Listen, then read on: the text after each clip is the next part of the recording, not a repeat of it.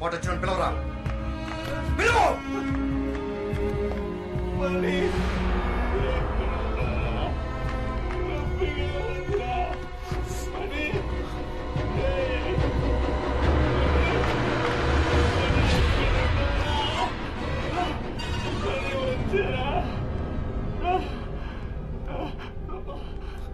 గట్టిగా పిలవరా.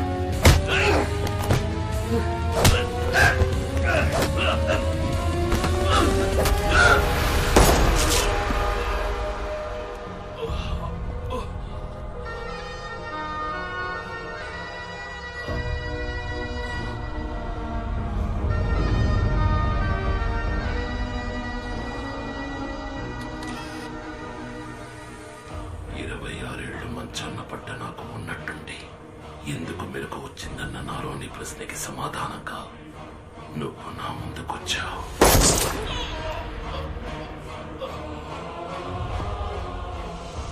నా పూర్తి యవ్వనాన్ని నీకిచ్చిపోయాడు నీ అబ్బ. ఈ ఇంట్లో ఎవరూ అంతుపట్టట్లేదా?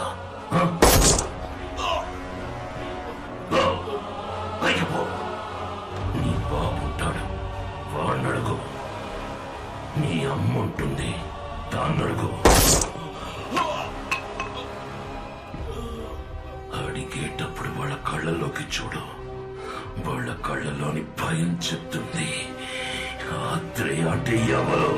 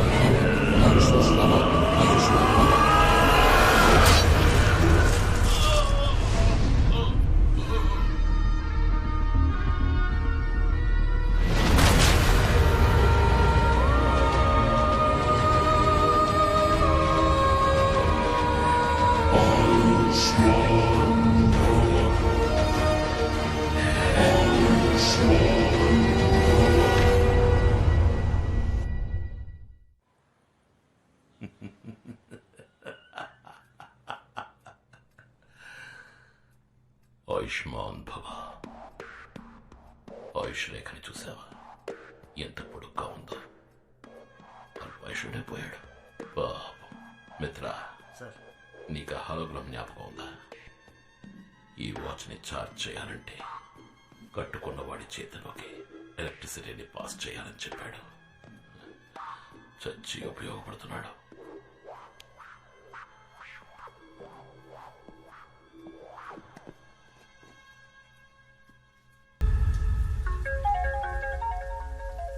సార్, నిజంగా నేను నమ్మలేకపోతున్నాను సార్. ఇప్పటిదాకా నేను మీ పక్కనే ఉన్నా కదా, ఇప్పుడు చూస్తే నేను ఇంట్లో ఉన్నాను సార్. మిత్ర, సార్ ఆ వాచ్ అద్భుతం సార్.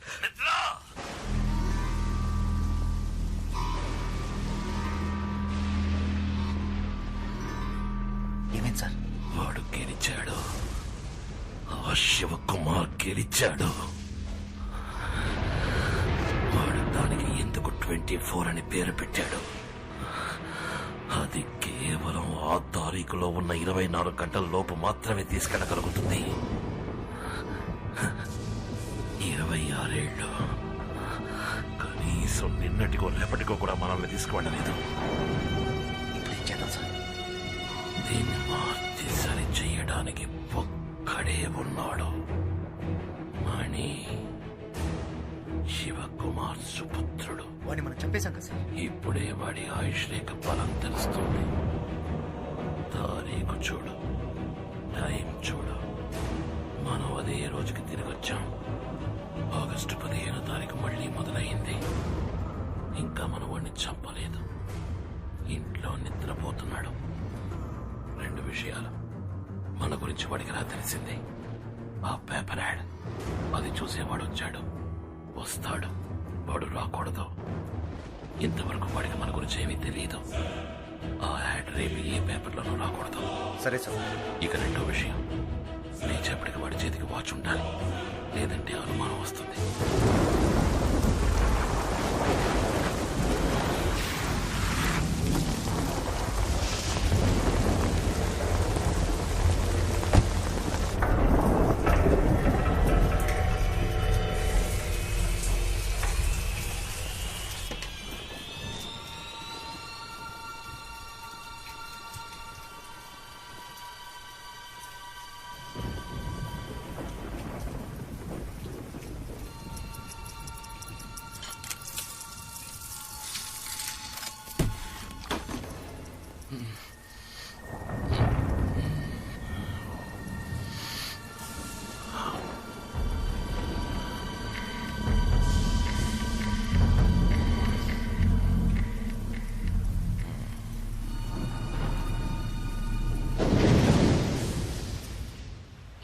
ఆగస్ట్ 15 మన సిటీలో మాత్రమే కాదు, ఇండియా మొత్తం ఇండిపెండెన్స్ డే ని సెలబ్రేట్ చేసుకునే విధంగా ఈ రోజు ఎన్నో కార్యక్రమాలను ఆర్గనైజ్ చేస్తారు. ఇల్లాలి అక్రమ సంబంధానికి ఆదరణ తెలిపిన భర్త. థూ! వీళ్ళలో ఎవరిని కొంటే ఎవరు ఫ్రీ? ఎవరైనా మనకు ఓకే.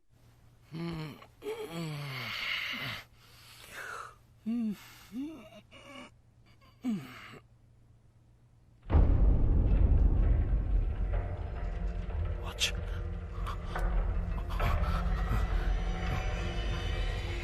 ఏమైంది?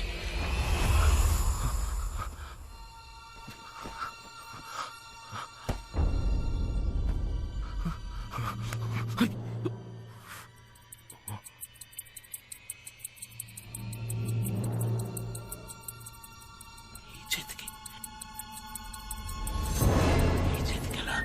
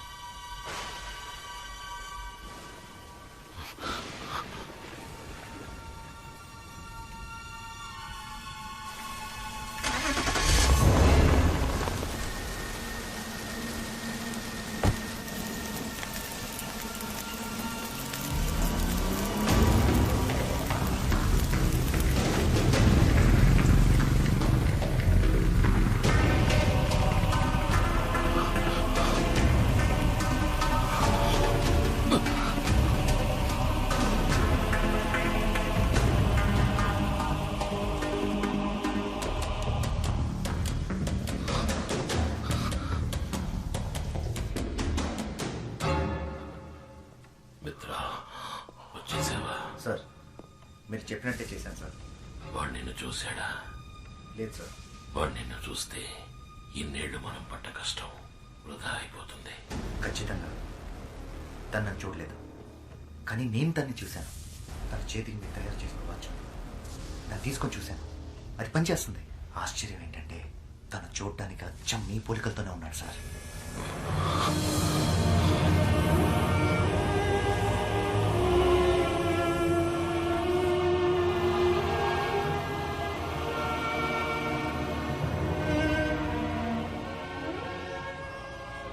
ప్రియా, మిత్ర చెప్పింది విన్నావా?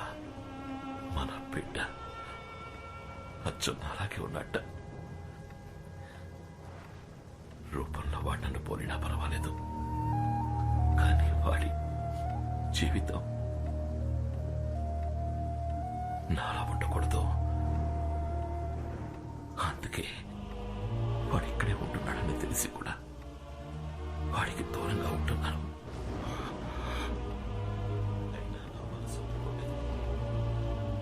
అందుకనే ఒకసారి మన మిత్రాన్ని చూసి రమ్మని చెప్పాను. వాడు సంతోషంగా ఉన్నట్ట, మంచి వాళ్ళతో ఉంటున్నాడట. బిడ్డ సంతోషం తప్ప కన్నా వాళ్ళకి ఇంకేం కావాలి చెప్పు?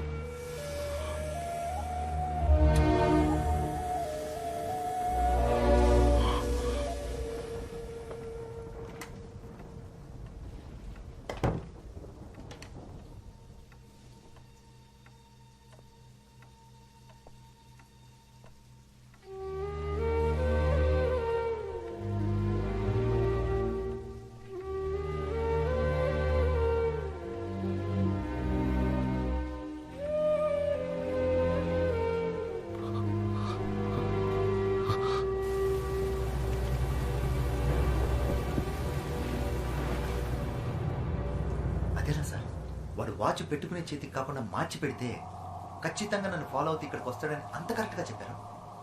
వాడు శివకుమార్ కొడుకైతే నేను శివకుమార్ అన్నంతరా.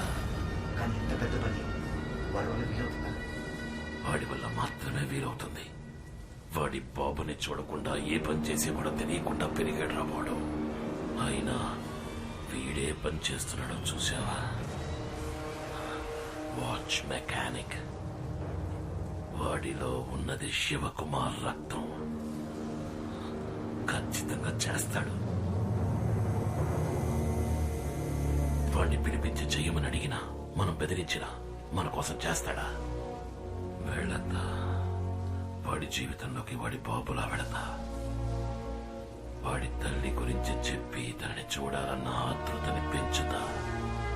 ఆత్రేయ వాడి కుటుంబాన్ని దారుణంగా అంతం చేసిన కథ చెప్తా. అప్పుడు చేస్తాడు. ఫోటో ముందు కన్నీళ్లు కారుస్తూ నించున్నాడుగా, వాడికి జన్మనిచ్చిన తల్లి దానికోసం చేస్తాడు. వాడి బాబుననుకుంటున్న నన్ను నయం చేయడానికైనా చేస్తాడు. చేయించి చూపిస్తా.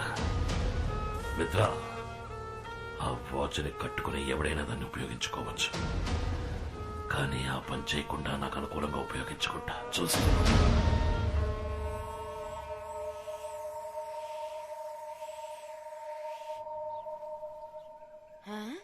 అరేరే, నా బిడ్డకి జ్ఞానోదయం అయినట్టుందే. ఏ రోజు లేంది ఈ రోజు ఉదయాన్నే 6 గంటలకు లేచి కూర్చున్నాడు. దిష్టి చుక్క పెట్టాలి, నా దిష్టే తగిలేలా ఉంది. రే, ఏమైందిరా మణి? ఏమైందిరా? కళ్ళలో నీళ్ళేంట్రా? ఏమైంది?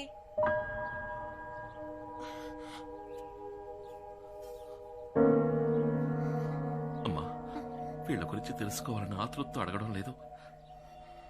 నేను నీ బిడ్డని కానా అన్న ఆవేదనతో అడుగుతున్నాను. మనం ఎలా కలిసామమ్మా?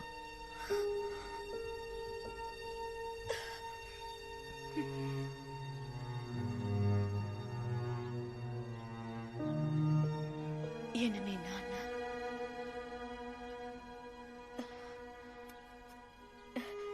నువ్వు పెరిగి పెద్దయ్యాక నీ ముఖం చూస్తే అప్పుడు నాకు అర్థమైంది. నిన్ను నా చేతుల్లో పెట్టి నా జీవితాన్ని మార్చేసిన వారు మీ నాన్న. మనం ఎవరని అడిగావు కదా, చెప్తాను. ఊర్లోనే చాలా పెద్ద కుటుంబం మనది. నాన్న, అన్న, వదినలతో ఎంతో ప్రేమగా ఉండే కుటుంబం. ఆ ఇంటి గారాల పట్టింది నేను. అమ్మాయిలు బాగా చదివి పైకొచ్చి అందరికీ సాయపడాలనే ఉద్దేశంతో నన్ను బయటూరికి పంపించి చదివించారు మా నాన్న. ఒకరోజు నాకు ఉత్తరం వచ్చింది. పెద్ద కుటుంబం నుంచి మంచి సంబంధం వచ్చింది, వెంటనే రా అని. ఆ ప్రయాణమే నా జీవితాన్ని మార్చేస్తుందని ఆ రోజు నాకు తెలియలేదు. సరిగ్గా అప్పుడే శరీరం అంతా గాయాలతో నీతో పాటు మీ నాన్నను చూశాను.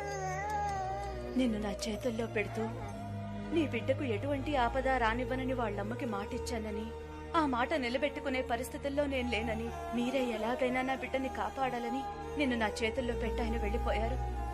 ఆ తర్వాత ఆయన నేను చూడలేదు. అమ్మాయి పెళ్లి చేసుకోవడానికి వస్తుంది కదా అని మా నాన్న స్టేషన్ కి అన్న వదినల్ని, పెళ్లి వాళ్ళని, స్నేహితుల్ని, బంధువుల్ని అందర్నీ తీసుకొచ్చారు. ఆ సంతోష సమయంలో అందరూ నా కోసం ఎదురు చూస్తుండగా చేతిలో బిడ్డతో నేను ట్రైన్ దిగాను. మా నాన్నతో పాటు అందరూ నిర్ఘాంతపోయారు. అక్కడున్న వాళ్ళంతా పెళ్లి కావలసిన పిల్లని పై చదువులకి పక్కూరు పంపిస్తే ఇదిగో ఇలాగే బిడ్డతో దిగుతుందని సూటిపోటి మాటలతో దెప్పిపొడిచారు. వాళ్ళు మాటలు తలుచుకుంటే ఇప్పటికీ మనసు కష్టంగా ఉంటుంది. ఇంట్లో ఒకటే గొడవ మా నాన్న, అన్నయ్య, తమ్ముళ్లతో.